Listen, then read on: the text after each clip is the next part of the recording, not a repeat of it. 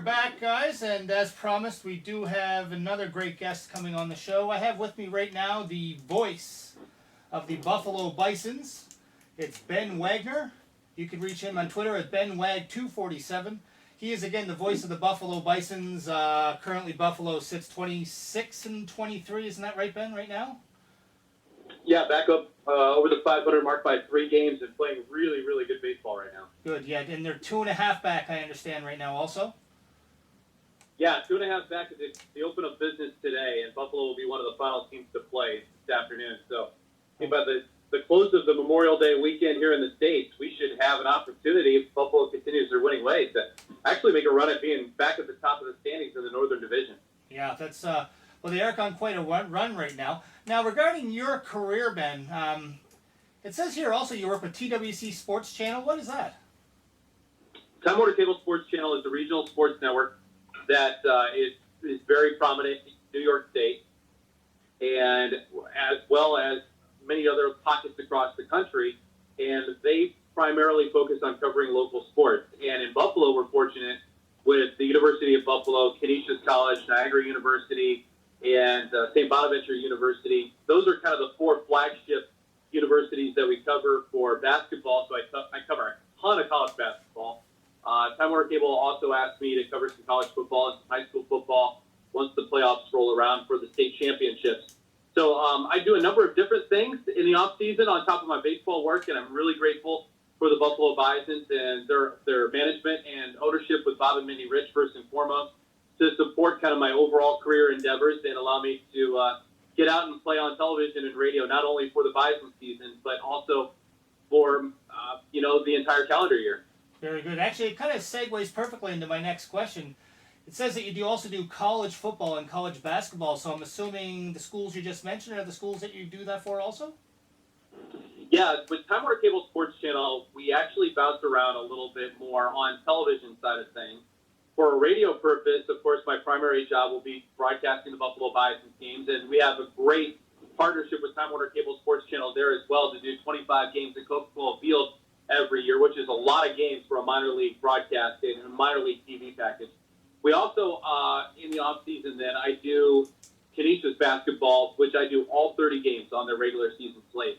So, I do a lot of radio and television, not only for the Bisons, but also then, I think within Western New York too. So, I dabble seeing the 4 or 5 different college teams throughout the course of the year, but I'll see a lot of the Golden Griffins. Wow, do you take a day off? You know what? It's hard to squeeze in a day off here and there. I actually totaled it up. Before the spring season arrived and opening day on April 7th, I would work within that calendar year 200 events, whether it's a studio show, whether it's hosting a preview show for the Bisons on Time Warner Cable Sports Channel, like a 30-minute preview package that we do, to the actual broadcasting of games. I worked 200 events last year. Wow. Now, the research I've done on your background there says that you're a winner of the Gold Award, which is the Graduates of the Last Decade, which celebrates the accomplishments achieved early in your careers. Exactly how old are you? 35 right now. So I've actually passed the decade mark after graduation. Won that a couple of years ago. Yeah. 35 right now, and knocking on the door of number 36. Now, how long have you been broadcasting professionally? Wow, that's a really good question. I've been actually paid to do broadcasting since I was a sophomore in high school, which would have been 1997, in the 1997-96 range. I'm trying to think when I actually got my first check. But I was fortunate enough to have a number of mentors back where I grew up in northern Indiana to allow me to fail and succeed on the air and figure out if this was really for me and being a broadcaster and trying to take those steps. Right on. 1, as an amateur, and then 2, as a professional, and then try to work my way into college and find an opportunity there. So I guess it's a somewhat of a question mark. How long have I actually been paid to do this? My first job was with the Lakewood Blue Claws in Lakewood, New Jersey, and that was right after college in the 2004 season. I started in January 2004. Now, when did you start with Buffalo? Shortly thereafter. My first season in Buffalo was in April of 2007. Wow. So this is the 10th season that I've actually been broadcasting Bisons games. Wow. And you said you went to school, was it in Indiana, you said? Indiana State? Indiana State. That's my alma mater. A great opportunity for me there, and the number one reason I chose that school is because I had already kind of sunk my teeth into broadcasting. I knew what I wanted to do, and I needed the right track to get there, and Indiana State allowed not only me but anybody in the communications field an opportunity to do as many games and as many different sports and work on their reels, find their craft, find how they liked the way that they sounded, hopefully, and could really polish some skills, whether it's play-by-play, whether it's production. But they allowed freshmen to do that from the moment they walked on the campus. And that was really important to me because I'd already got some reps covering high school football and basketball, and I had done some studio stuff and worked behind the scenes. I wanted to keep the ball moving forward. I didn't want to step back for a couple of years and kind of remove myself from the game. Right. I wanted to stay on the venues and on site, too. Oh, there we go. Now, I'm assuming you're a big Hoosier fan? I'm a passionate Indiana basketball fan. Yeah. Now, did you? Bloomington is near and dear to my heart. I love the Hoosiers. I love college basketball, period. But if there is ever a rooting interest, you will have no question where my allegiance lies when it comes to the Cream and Crimson. Now, I assume you're a Gene Hackman fan also, then. You know what? I love Norman Dale. You got that right. No doubt. The movie Hoosiers is one of my classic sports movies, I think, for any fan of any sport, whether it's at the professional level or the amateur level. Hoosiers is number one. Definitely. Now, I assume with your background and your knowledge of the game that you played baseball as a kid? I loved it. Yeah, absolutely. I started as soon as I could enroll in Little League and tried to play it as best as I could, as much as I could, up until senior year of high school. Very good. And then so did you go any further after that? No. I wish. Yeah. Too short. Yeah. Too short, too small. I hear you. Well, actually, both my partner and I, Robbie Scott, he's the other guy I do the podcast with. We had kind of good careers in baseball. We did pretty well for ourselves, but kind of our bodies didn't kind of hold up long enough for the kid to continue to play. So. Yeah, I hear you. The body's always a maintenance issue. Yeah.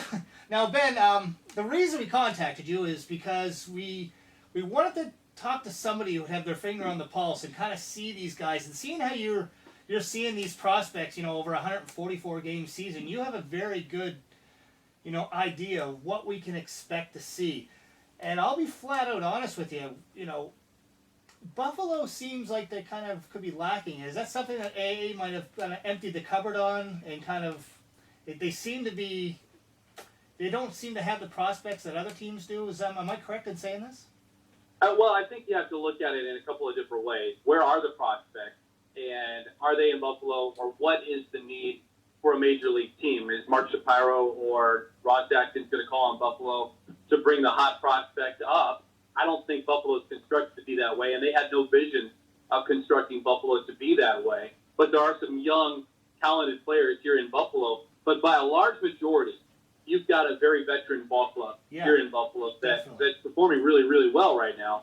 I know the lower levels have a much better stockpile of the upper tier talent. If you were to rank the prospects and talking with some people, now I don't see those guys every day, but I know in Buffalo, there are a number of players to be excited about, from Ryan Sapera, AJ Jimenez. Of course, Andy Burns has already had a cup of coffee in the big leagues this year. So there are a number of talking points, plus then the veteran guys that have been here to construct Buffalo for more consistency in the Bisons roster. But again, these guys that have major league experience, if called upon, won't be too starstruck by the bright lights of Major League Baseball because so many of them have already been there. Yeah, I was just about to say, quite a few of them have already had your, as you say, cup of coffee, and some of them have been successful in the past. I just wanted to touch on a couple of them here. What is up with Jesus Montero? He seems to be a guy that can play in the AAA just great. Do you think he's going to pan out? Well, I mean, there's a number of guys that have been great AAA players, and that's the difference between being a AAA player and becoming an everyday Major League Baseball player. How you can make adjustments from a position player side at the plate because your bat's going to keep you in the lineup, regardless of, in most cases, of your defense. And from a pitching perspective, there are a number of different things that can get you on the shuttle back and forth. But for Jesus Montero, he's hit consistently well, and he's hit consistently with power as well at the AAA level. I think he's just trying to find out what kind of player he is right now at this point in his career. And we've seen the guy more. I saw him as the untouchable prospect with the New York Yankees organization when he was in Scranton. And, then he swapped to the Michael Pineda deal. Yeah. But then, of course, he comes back here, and he's a guy that's playing on fields. He's not the dead pull hitter that people remember him being on the rapid rise. Yeah, that's right. It's like the Yankees gave up on him, Seattle gave up on him, so it just seems like, eventually they saw something. And it just seems that he seems to be able to hit AAA, pitching very well, but he just seems to not be able to make the next step. Now, seeing how next year, probably R.A. Dickey's not going to be back with Toronto, meaning Josh Tolley's going to be out of a job, do you see Jesus Montero maybe making the next step? I don't think Jesus Montero is going to go behind the plate ever again. I posed that question to him. I've asked people in organizations, not even connected to the Blue Jays.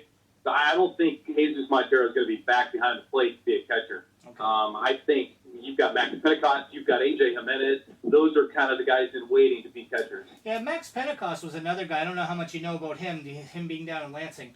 But isn't he, like, they're running him out as a DH/first baseman, are they not? And again, with the arm issues he's had in the past. Sure, you got to protect the player first and foremost, and that's one thing too with AJ Jimenez. And I to answer your question, I don't know that much about Max because I'm not keeping my pulse on Lansing, and don't get an opportunity to see them a lot. Just from what I know from other podcasts and talking with some of their broadcasters and people within the system, I think that's more of a possibility for him to go back behind the plate versus a guy like Jesus Montero. But to circle back, but I think AJ is probably your best bet at the upper level in terms of catching depth. Is he okay? Dalton Pompey. Great speed. Seems poised to make the jump. He's been hitting very well recently. Above average speed. Strikes out more than he walks, unfortunately. What do you make on him? And do you see him making any kind of an impact this year or maybe next year? I don't know that he makes an impact at the big league level right now. I'm not sure that there's a need for Dalton Pompey to be at 23 years old, pressed into that role. I think that he was, I don't want to use the word rushed because there was a need to have Dalton Pompey as the starting center fielder a year ago in the big leagues. His bat just didn't keep up, and you have to take a step back and remember he's a very young player at the professional level. Most guys are still trying to figure it out at AAA. Yeah. He's got such great raw talent. He possesses a very good arm. He's got the tremendous speed. He reads balls pretty well defensively in the outfield. Of course, he can hit from both sides of the plate as well. So, there's a lot to love about Dalton Pompey. But then, hold on, he's 23 years old. Yeah. And he needs to continue to get better. And some of the things, the nuances of the game are some of the things that he continues to work on in understanding situations when he's on the base pass. While you have that great speed, you have to pick the right moment to use it, even if you have green light opportunity for whoever the manager is, John Gibbons to Gary Allenson to whoever. And defensively, taking the right angle to cut a ball off in the gap when it's plugged, or the right route on a fly ball that maybe hit directly over your head so you don't get turned around and missteps there, or throwing to the right base. See, all these things, are just little nuances of the game that can make a big difference between a very tightly played inning or an inning that can unravel on the pitcher and on the defense. Now, seeing how the need to not rush him, with the departure possibly of Jose Bautista next season, do you see him maybe being a bit rushed to kind of come up and play? Well, I think if his play is deserved of an opportunity, and he's going to have every opportunity. He's not only a player that is on the cusp of being a major league outfielder, but he's also controllable. And there's a lot to love about his ability as a player as he continues to develop it here in Buffalo. And this is why I think it's such an important season for Dalton Pompey, first and foremost, but also looking beyond that, if next year is the next logical step for him to kind of cement himself being an everyday major league outfielder, he's going to have some growing pains, sure, but from a front office perspective, there's a lot to love because of the controllability and affordability as well, instead of going out and signing a major free agent contract if Jose does indeed walk. Yeah, questioning $30 million per season for a declining defensive player. Yeah, definitely. At 35 years of age at that. Now, you had a good look at Devin Travis. What's your opinion on him? I think Devin Travis is one of my favorite people that I've met in the organization, either front office-wise or actually on the field of play. Yeah. He's got an infectious personality. He's a tremendous talent as well. He hardly missed a beat at the plate when he came to the ballpark ready to play. He he looked 100% healthy, and that's just outside the results of his batting average or the amount of innings that he was playing. He had a couple of tests go for balls to his right, to his left, so his shoulder was taking an impact on the rhythm of the play, and he played at 100%. You could tell that he was max effort when he was out defensively, and then, of course, at the plate, diving back to bag, sliding into bases, and in those hustle mode opportunities. I think would the Blue Jays want him to probably get another 3 or 4 days worth of rest in the minor league, as Mark Shapiro was, said, where he went into spring training mode to get the timing down and get that rhythm back at the plate? Probably. Yeah. But because of Troy Tulowitzki and the nature of his injury, I don't think Devin Travis was rushed at all either. Yeah, he put up great numbers while he was down there with you guys. I mean, he didn't take any walks, but he was there to get his timing back and hitting. Hitting 273 and 22 at bats, hitting knocking in 3 RBIs. But he seemed to get his timing back. And right now, as he's back up with the Jays in 5 games, been fantastic for them on the field. Now, on the pitching, I want to touch on Junior Lake also. A few teams have already seemed to give up on him. It looks like the Cubs, the Orioles. What do you make of him? Well, it's 100% raw talent. I mean, if you can harness it, and Junior is somebody, too, that possesses an unbelievable amount of tools. But, again, it's some of the smaller things within the game that I think are the difference between him making a roster spot and perhaps being a fourth outfielder or somebody that can maneuver even into being more of a role player, platooning in an outfield atmosphere. I think, Junior just has to tighten up his game. Yeah. He possesses unbelievable bat speed. Yeah. He has a little bit chaotic approach at the plate in given situations. So his strike zone discipline would probably have to improve a lot, before he would get a constant look at the major league level. Again, the routes on balls that he takes somewhat exposed and can turn into, from a single being, an extra base hit. Right. So, those are little things that I get the fortune of seeing because I watch guys play each and every day. Yeah, at 26 years old, you don't think he's kind of struggling a bit for his age?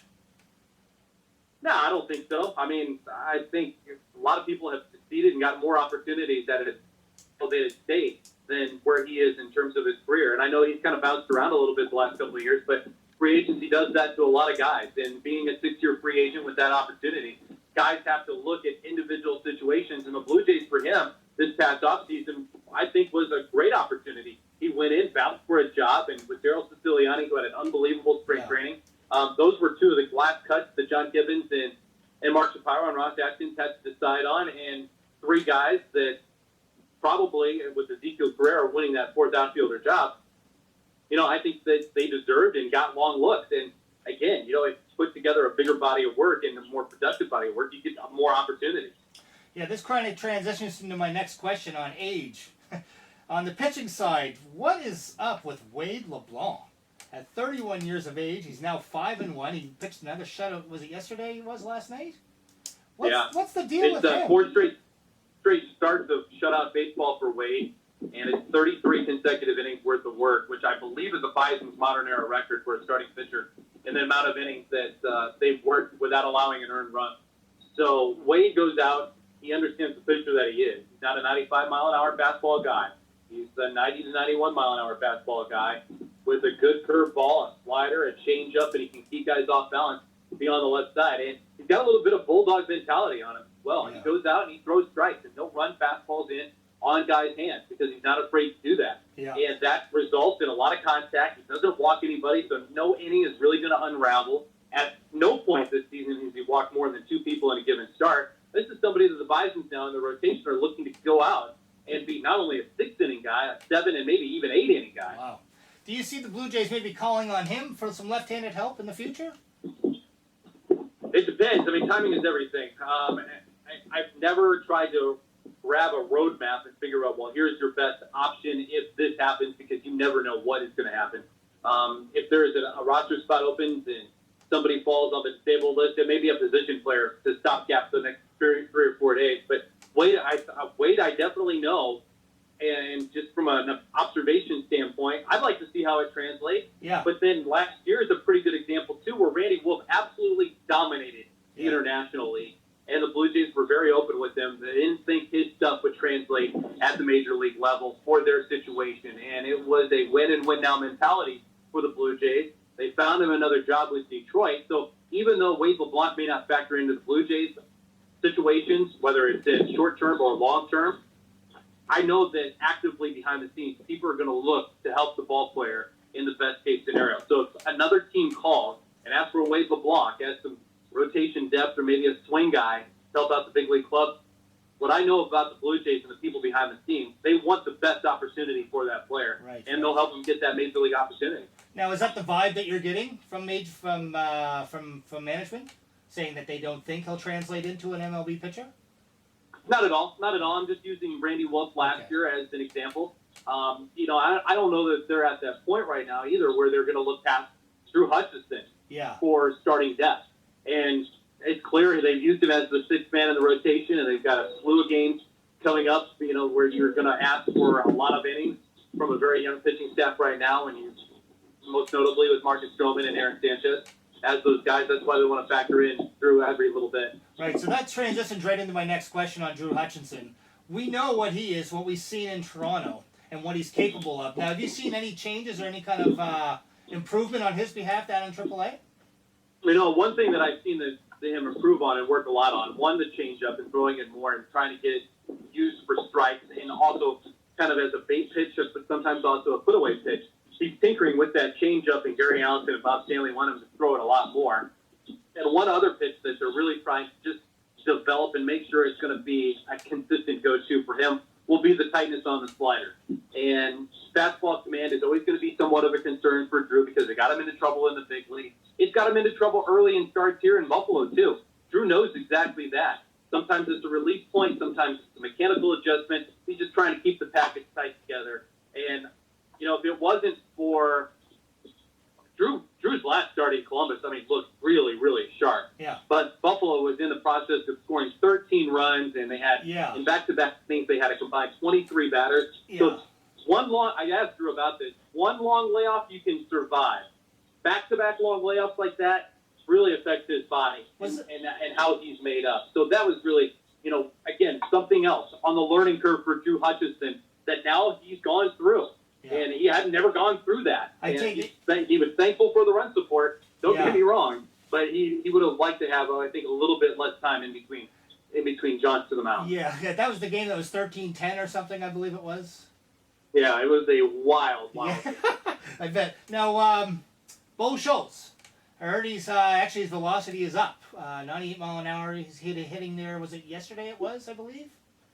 97, 98, when what we've seen from Bo on the stadium guns that I've seen. Nice. And I don't think, from Bo's standpoint, velocity is ever going to be an issue. Now it's the health of the hip, his mechanics, and location, and movement of the pitches. For Bo, when you've got somebody that can throw that hard, location even becomes more paramount. Yeah, I was actually kind of interested if it was the hip injury that was kind of the problem that he had and why he was demoted. Of course, the struggles he was having. But it's good to see his velocity's back up where it should be because it was down quite a bit while he was up in Toronto. Is there anyone else that's kind of flying under the radar that kind of we haven't talked about that you can think of off the top of your head? I mean, I know there's a lot that you could probably go on about, but is there someone in particular that we should be kind of paying more attention to? Well, I think, and I know I've mentioned A.J. Jimenez beforehand, but A.J.'s really, he's come to the ballpark every day with a great approach. One, at the plate, two, in a work ethic, and he understands that he is healthy, number one, right now, and he is playing the most aggressively that I've ever seen A.J. Jimenez play. He seems to be fully recovered from the wrist injury. There's no setback now after the Tommy John, which he's 3 or 4 years removed from, I believe, and he has had his bumps, he has had his bruises, but when he is performing, much like the 2011 season where he was kind of splashing onto the scene in this rising prospect, I think we're seeing that kind of player and what people fell in love with when he was at the lower level, now finally catching up with the game. And AJ, to me, his approach at the plate, his plate discipline as well, seems to be really, really strong. His ability behind the plate and throwing out runners has been equally as impressive. He has caught guys in this league that had yet to be caught stealing. So with him first and foremost being healthy and now starting to put together, I definitely would keep an eye on A.J. Jimenez. Okay. Well, Ben, I sincerely want to thank you for taking the time to do this. This was, something kind of like we were very excited to actually be in contact with you, and if you decide to do this, very excited to have you on the show. Just want to ask you one more thing before I let you go. This is a hypothetical scenario, and you don't have to do it if you don't want to. Just saying, bases are loaded. We're down by 3. And someone comes up to the bat. Can you do the home run call, the grand slam call for us? Well, I don't know what that situation would be. I mean, it'd have to come out organically. I may have to pass on delivering the actual call, but if it's a game-winning grand slam call, I would probably be jumping out of the booth with the rest of the fan base that's out there as well. So let me assure you, I live in the moment, and everything that happens within our broadcast, whether it's me, Duke McGuire, Pat Malacaro, Todd Talent, depending on how our TV and radio splits happen, it's all happening because we're passionate about bringing the Bisons broadcast to our fan base and connecting Blue Jay fans wherever they are on the globe to the situations at hand, no matter how they're happening, the highs and the lows. Yeah, I've listened to your clips online, man. You can actually tell exactly what you just said, the passion. You can definitely feel it. Good. Again, Ben, I sincerely, want to thank you very much for coming on Jay Talking. And again, guys, if you want to get a hold of Ben on Twitter, he's at BenWag247. And again, he's the voice of the Buffalo Bisons. And again, thanks for coming on the show, Ben, and take care. And glad you can make it for us. Awesome. Thank you so much for the time, and so long from Toledo, Ohio. Take care, sir. Bye-bye.